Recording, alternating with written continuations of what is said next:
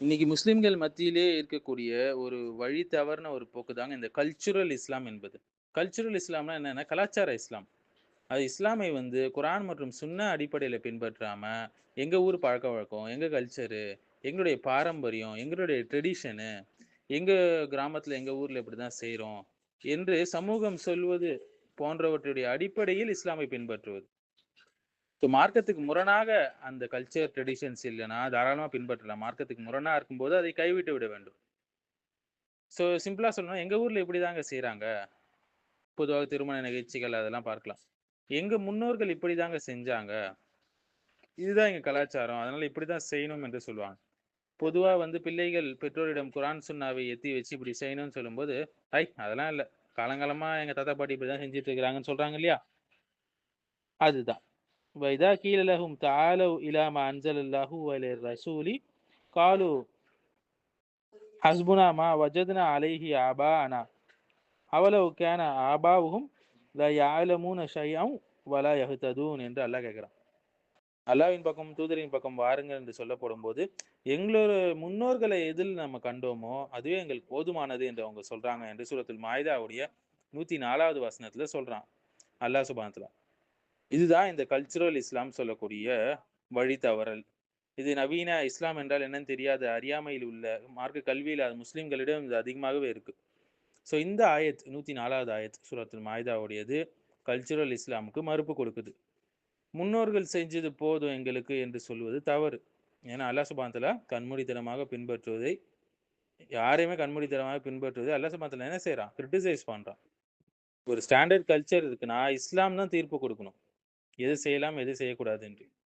Culture இல்ல நம்மளுடைய மார்க்கம். மாறாக அல்லாஹ்வுடைய இறை செய்தி, ரெவலேஷன் அதுதான் நம்மளுடைய மார்க்கம்.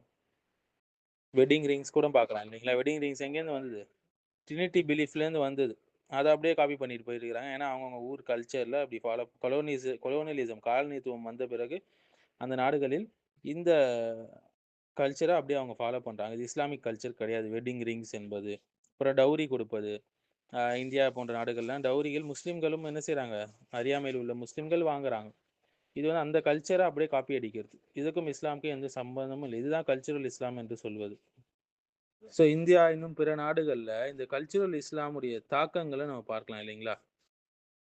குர்ஆன் சொன்ன ஆதாரம் இல்லாமல் பழக்கவழக்கத்தை மார்க்கமாக பின்பற்றுவது. ஃபார் எக்ஸாம்பிள் கபர்ல தர்கா வழிபாடு செய்றது, இறந்தவர்களிடம் உதவி கேட்பது.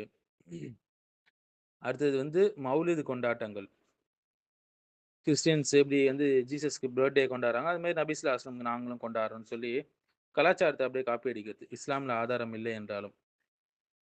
3ஆம் நாள், 40ஆவது நாள் ஃபாத்திஹாக்கள், சடங்குகள் போன்ற விஷயம். ஒரு ஃபிக்ஸட் டே வைக்கிறது, மரணிச்ச பிறகு அவங்களுக்கு சில சடங்குகள் செய்யறது, தாயத்து, காப்பு கட்டுறது, இதெல்லாம் பாதுகாப்பு தரும் என்று நம்புவது, ஜோசியம், ராசி பலன், நம்பிக்கை பார்ப்பது, ஹாரோஸ்கோப் பார்க்கறது, திருமணத்தில ஹராமான மியூசிக்கு, ஃப்ரீ மிக்சிங்கு, டவுரி வாங்குறது, இது போன்ற விஷயங்கள்.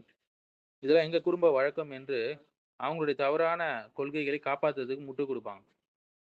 பீரு, ஷேக்மார்கள்லாம் அதிகப்படியாக உயர்த்துவது, அவர்களை மனித புனிதர்களாக உயர்த்துவது, மனிதர்களை ஆல்மோஸ்ட் செயிண்ட் லெவலுக்கு உயர்த்துவது, பெண்களுடைய ஹிஜாப் கூட கலாச்சாரமாக மாற்றப்பட்டு இருக்கு இப்போ. ஃபேஷன் ஹிஜாபு, ஸ்விம் சூட் ஹிஜாப் என்னென்னமோ வந்துருச்சு. எங்கள் முன்னோர்கள் செய்தது போதும் என்று சொல்வதை அல்லாஹ் மறுக்கிறான். முன்னோர்கள் செய்ததால் அது உண்மையாகிடாது. அவங்க கரெக்ட்டா செஞ்சா தான் அது உண்மையாகும். அல்லாஹ்வும், அல்லாஹ்வுடைய ரசூலும் எதை சொன்னாங்களோ அதுதான் உண்மை.